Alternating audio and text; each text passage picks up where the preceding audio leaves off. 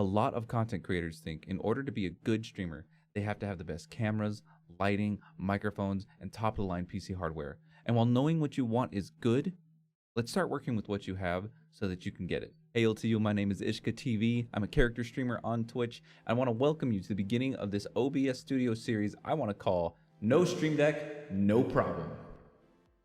The Stream Deck is a popular device by Elgato for streamers with a large number of features. Some of those include changing your scene, having an image pop up, or even playing a sound, all at the push of a button.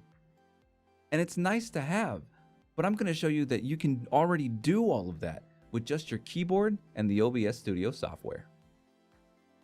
Something you already have is one of the best streaming softwares at your disposal, OBS Studio. And if you don't already have OBS, there will be a link provided below for you to download and to follow along in our series. One of the first topics I'll cover is hotkeys. Understanding hotkeys will be the main focus of this series, and knowing how to use them in specific scenes, setting up a local or a global hotkey that you can use in any source in any scene during your stream.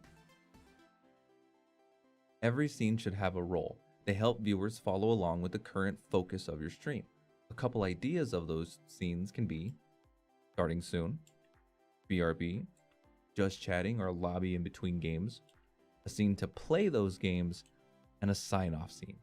Please know I am not teaching you how to make these scenes in this series. If you would like me to go over that, please say so in the comments down below.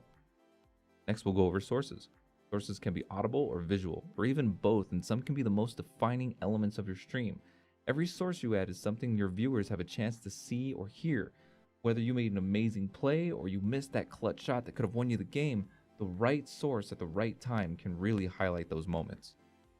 And we'll also cover Replay Buffer, which will be the first advanced video of the series.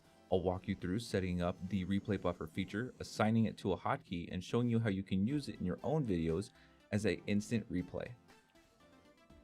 And we'll also cover Replay Buffer, which will be the first advanced video of the series.